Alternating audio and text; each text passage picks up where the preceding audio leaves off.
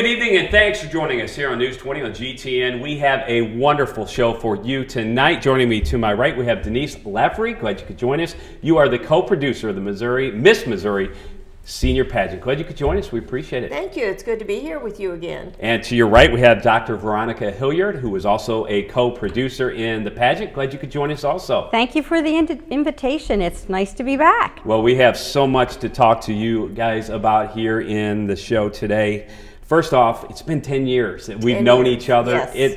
Time has flown by. It has. And I know a lot of the ladies are in the Cameo Club, and that time flies by for you guys. But for the people who don't know, tell us what the Miss Missouri Senior Pageant does, not only for the ladies who are involved, but for the community itself. Well, each year we have a Senior Miss Missouri America Pageant. And this year it's held on July the 12th at 2 p.m. at the Egan Center.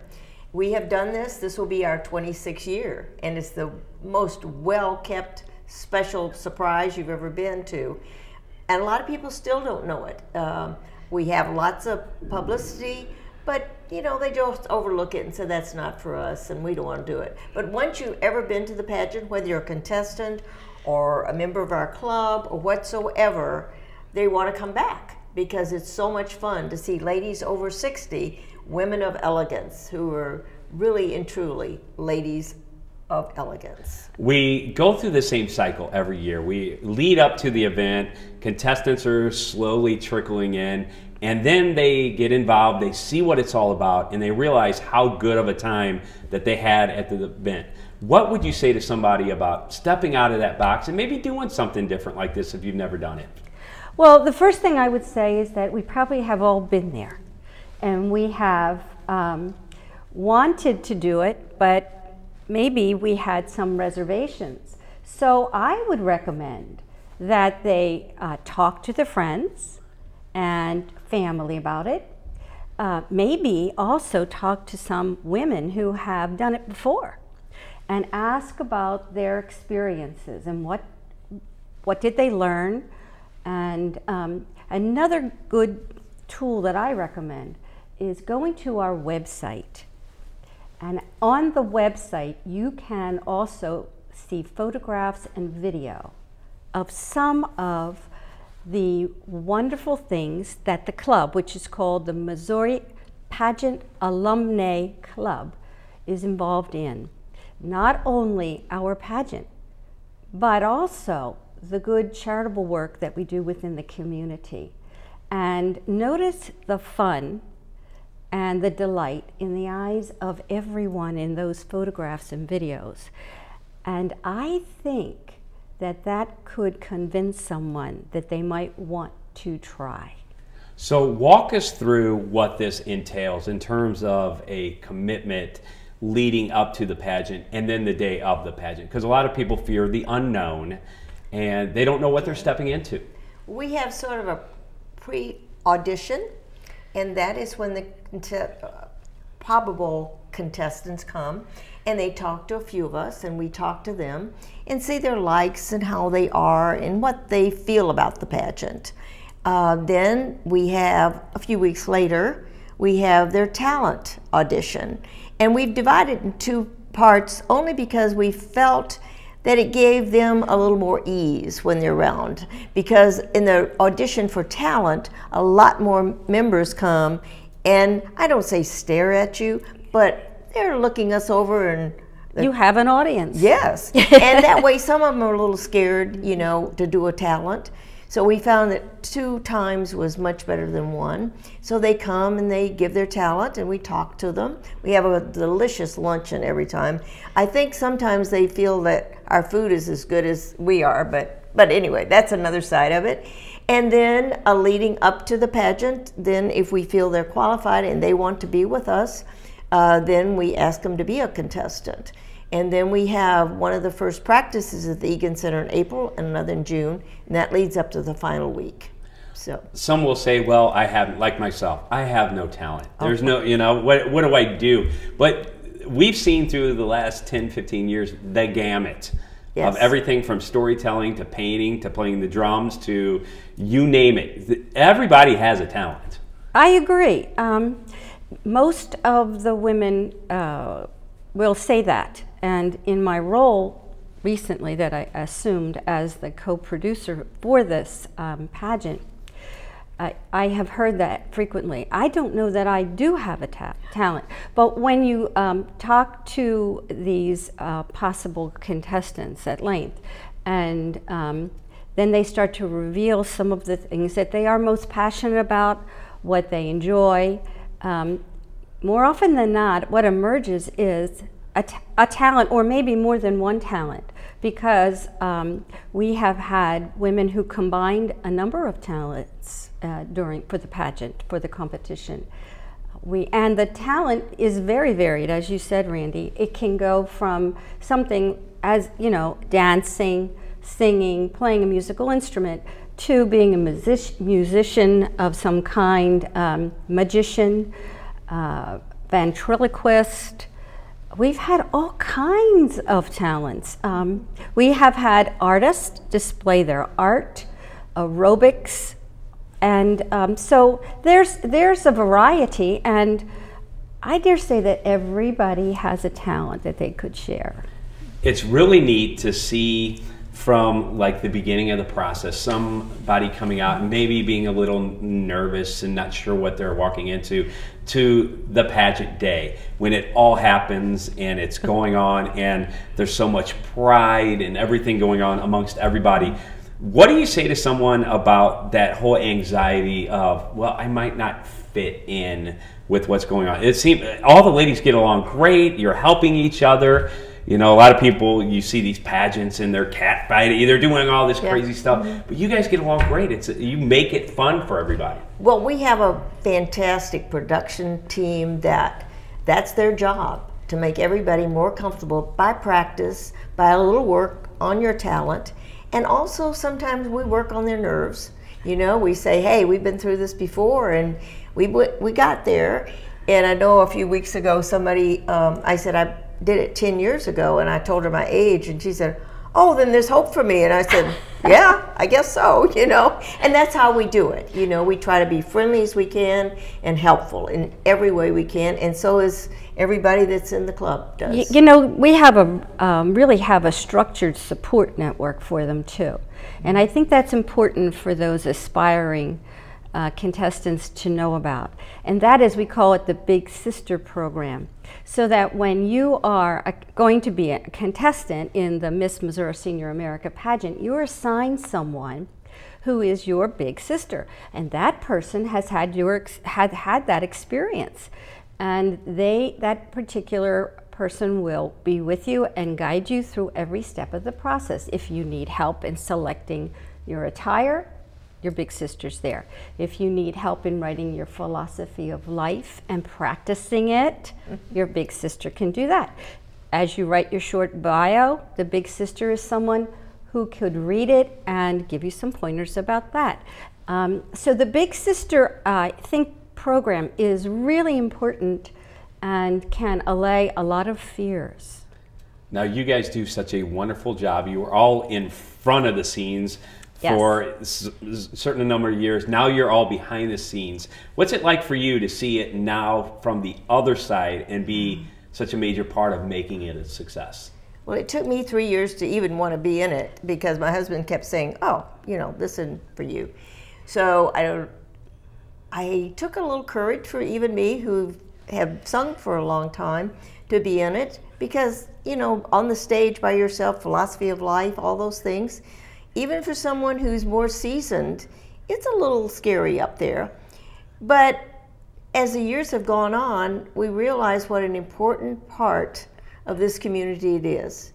You know, that we can make these people feel better about themselves, and when they present themselves to other people, those people appreciate them. I think that's very important. Well, don't you think so, that by going through the process, all of the women learn more about themselves? They do. They do. You see confidence built over time. And it's very interesting. I know it happened to me, and I've observed it in others. And so going through the process, from the beginning, from like January through to July, you see growth happening very naturally, because it is a culture of growth and support.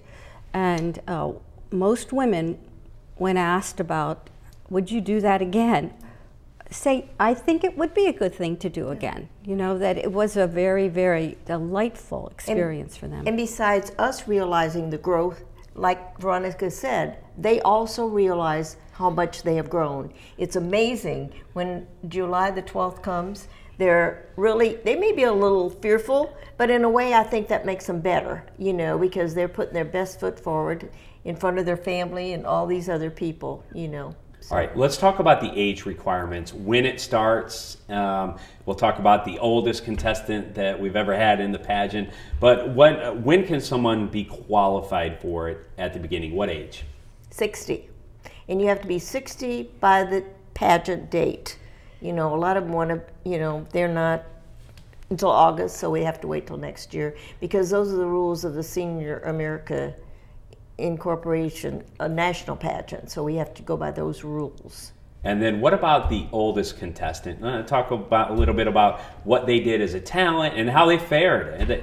I don't know that I can address that, but because I don't know the history, I am kind of recent to the organization. You know that. Yes. Because I competed in 2012, you know. But maybe Denise can handle that. Do you know? I will follow it up with a better question for you. Okay. Is when you look at the words age of elegance. Yes. And I can tell you, when I started working with the pageant, I was in my 30s. No kids. Now I have 3 kids, approaching 50, and I understand what those 3 words mean way differently than I did in my 30s. That whole 3-word phrase has changed over the last 10 years or 15 or 20 years for anybody who's growing up. You just see that differently. Tell me what the age of elegance means to you. It means a growth period in my life. It's when I have been here and gone through a lot of maybe struggles, but happiness too along the way. We had a luncheon about 2 weeks ago for all the ladies who were 80 and plus. We had invitations to 20. 17 showed up, the other 2 couldn't get a ride and one was sick. To look around and see all these wonderful ladies who, yeah, you may know they're 80, a lot of them are 85, 87, you can't believe it. You cannot believe in your eyes of these people. And it has helped them because they know they're wanted, they're loved, and admired. And to me, that's helped me a lot too. It's got to be great. You're wearing your sash today. I am indeed. I'm very proud of it. Yeah, I was going to say, to know that once you won, for the rest of your life, you have that title. That's awesome. I really don't reflect on it all that much, but it is wonderful, and it's a blessing. See, and I would wear that to the grocery store. I mean, wherever I went, I would wear that. I have to say it stays in my closet unless I'm in a Queen show or a showcase. But I decided to wear it today, and the reason I told Queen Deborah, the reason I wore it today was to show that queens are diverse. They're different. They don't all look the same. They don't have the same talents. They don't have the same personalities or background or education or experience. But, and that's what makes this so wonderful. What we're looking for is an ambassador for women over 60 in the state of Missouri to get the message across to women in the state of Missouri that being 60 or 70 or 80 can be a very productive and fruitful time for you. And you can do much good, and you can bring much joy and happiness to people by your presence alone at some events, by what you say, how you are, your behavior, and maybe by your talents. And so that's why I wear this very proudly. It doesn't really signify me, but rather it signifies what the Missouri Pageant Alumni Club stands for, what it does for the women of the club, and what it tries to do for all women in the state of Missouri. One of the most impressive things when I was a judge on that side of it, the neatest part for me was to sit in the room and listen to the ladies tell, you know, their stories as we asked them questions. And that kind of piggybacks on what you're saying about once you get to 60, that can be the most productive time in your life, because most of the stories start, they tell about, you know, raising children and all that stuff, but they really feel they made a difference in the community and other aspects of life once they retired and they were able to do other things and give of themselves. I think a lot of kids, you know, like my little kids say, they can't wait till they grow up. Mm-hmm. You know, now I'm trying to slow things down, but I'm starting to realize as I'm getting closer to 50 that, wow, this is a time now where you've done what you've done in your career. It's time to start giving back, and you can make a difference. That's the way you feel about this whole situation? Yes, I do. And the neat part about it is, and I've said this so many times, it's the friendships, too, that you make. I lived in Florissant, and still do. Most of these women I would have never, ever met or come by, because we're from all over Missouri, all of the not all of the United States, but all of the state of Missouri and West County, South County, all over.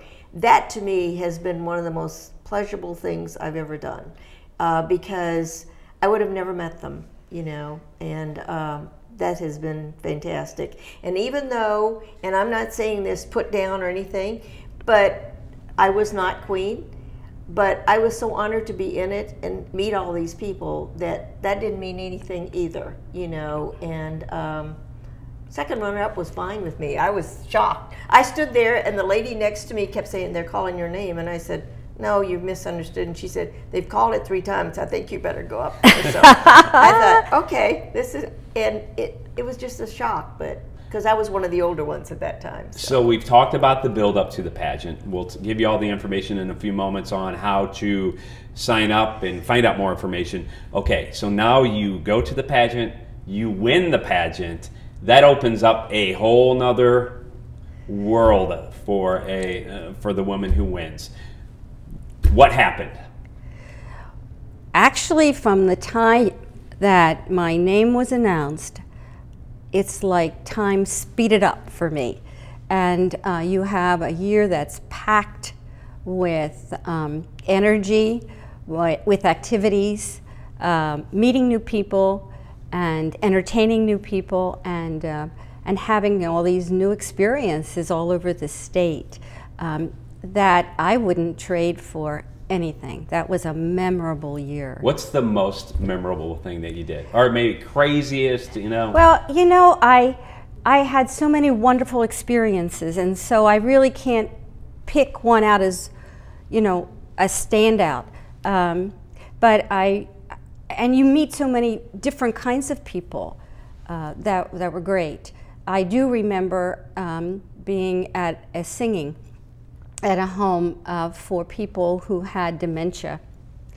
And when all the people were wheeled into the room, you know, they were in their wheelchairs watching us. And as I sang, their faces changed. And it was amazing to me how music ignited something within those people, and faces lit up, and some of them sang along. And I realized, I thank God. I said, this is a blessing, and look at this is the power of music. And I felt very privileged to be part of that. And it wouldn't have happened had I not been Miss Missouri Senior America, Miss Missouri Senior America, or been part of the Missouri Pageant Alumni Club. So those kinds of things stand out in my mind. And then when you win, you actually move on to the Miss Senior America pageant. Walk us through that experience. That's got to be exciting. Well, she was my partner in this because Denise was the pageant producer at the time who traveled with me to Atlantic City. And not that I was alone in Atlantic City, because I'm an Easterner and have family in New Jersey, South Jersey and Philadelphia. And of course my husband was with me. But that is a wonderful experience in that you meet women, maybe 40 or so women like yourself who are representing the various states in the union and have been the winner in their state. Each and every one of them has a fantastic story behind them. And if you want to be inspired, you listen to those stories. And they're all extremely friendly and are talented. The talent level in Atlantic City is amazing to me. And I loved watching the rehearsals for talent, because the level of talent and the fun was just a wonderful experience, and the camaraderie that you have there. I have friends, you know, 3 years later I am still friends with some of the women that I met in Atlantic City from other states in the union. So we've teased them enough for the first 20 minutes here. So how do they go about finding out more information and starting that initial step in signing up?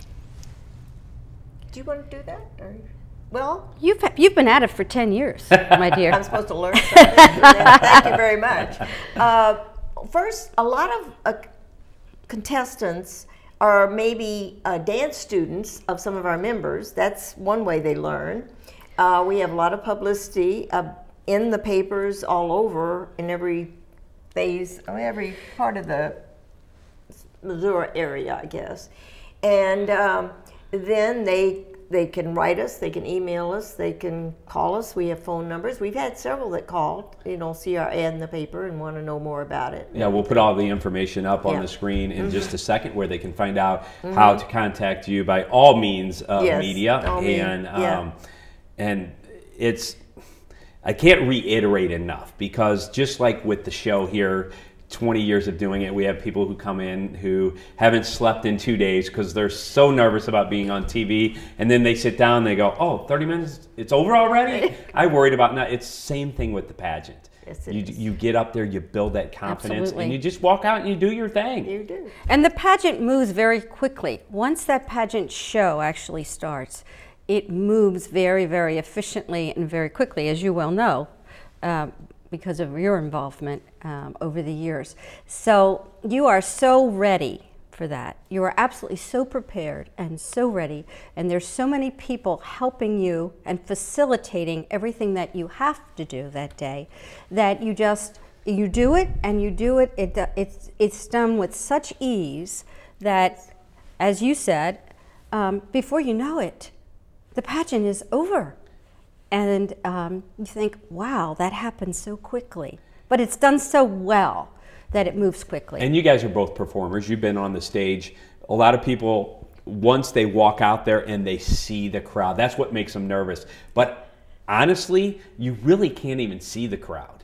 No. Because of the lights on you, it creates the barrier. So as I'm up there speaking, you know, I can see maybe the first 2 rows of people, and that's it.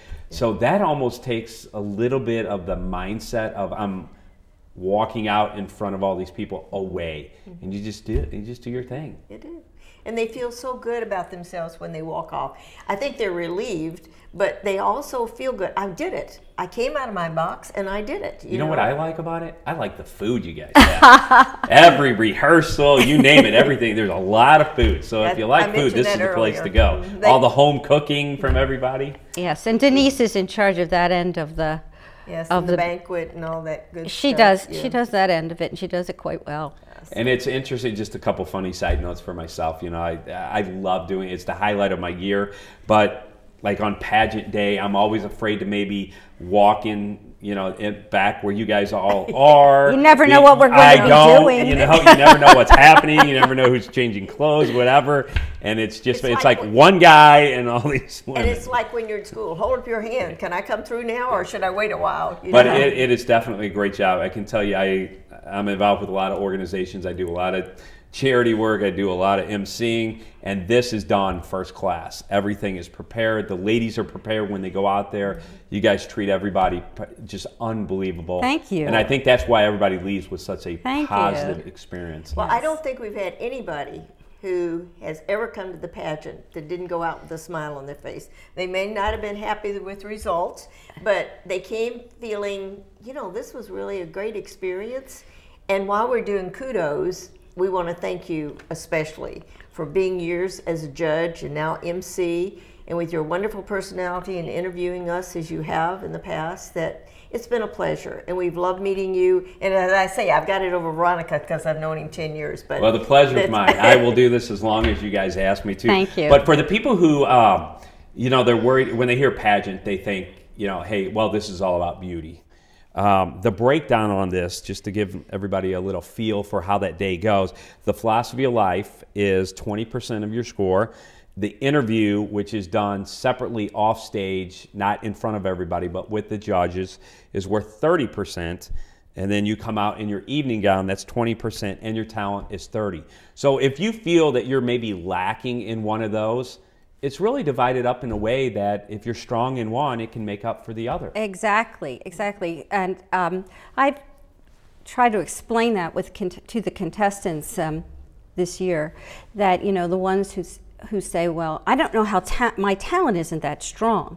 Well, it will get stronger because you'll work on it. However, the talent is a portion of the score, and really it's a mosaic, and all these pieces fit together. And what we're looking for, what the judges are looking for, is the person whose combined score would be the best representative for women over 60 in the state of Missouri. So everybody has their strengths, and so if you think about that, some people interview exceedingly well, and that will be their strength.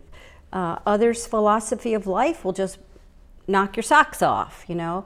So it's an amalgam of those elements. And you're judged by multiple people. Mm-hmm. So it's not like you're just getting one score from one person. All the scores go together. So I'm even really surprised, you know, sometimes who wins, you know, being there, seeing the whole thing. It's amazing. Well, you know, we all try to play at and guess who's going to win, who will be the top three. And even the year I participated, you know, I thought I knew who was going to win. I had the three people in mind that I knew were 1, 2, and 3. So when they called my name, I thought, they didn't say my name. Because that did not compute. At least in my mind, it didn't. All right, about 30 seconds. 30 minutes goes really fast. What would you say to everybody about getting involved? I think it is probably one of the most wonderful this is Remember, hard. 30 seconds. Oh gosh. You're down to 5. Oh gosh. It's one of the most amazing experiences you will ever have in your life. And try it, you might like it, and we will all try to make you like it. Veronica? I would just say that it's a golden opportunity, and try to catch that brass ring and go for it. It's well worth it. Well, Veronica and Denise, we appreciate your time. 30 minutes rolls really quickly when we've got a great show for you tonight. So we'll see you tomorrow night right here on News 20. Have a great night.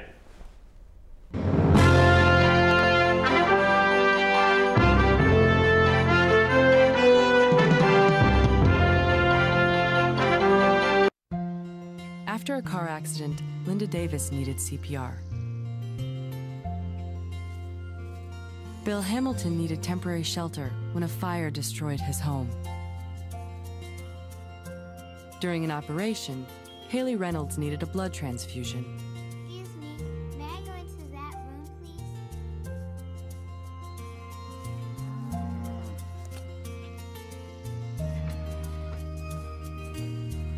Next year, revenue growth again will be a focus. Top priority.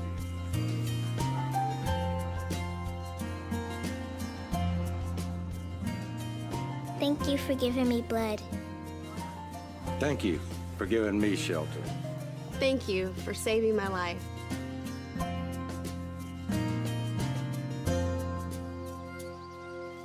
Support the Red Cross and change a life, starting with your own. After a car accident, Linda Davis needed CPR. Bill Hamilton needed temporary shelter when a fire destroyed his home. During an operation, Haley Reynolds needed a blood transfusion. Excuse me, may I go into that room, please?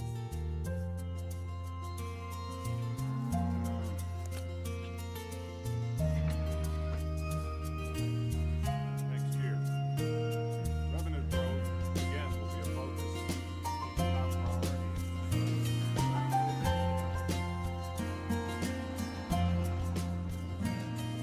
Thank you for giving me blood. Thank you for giving me shelter. Thank you for saving my life.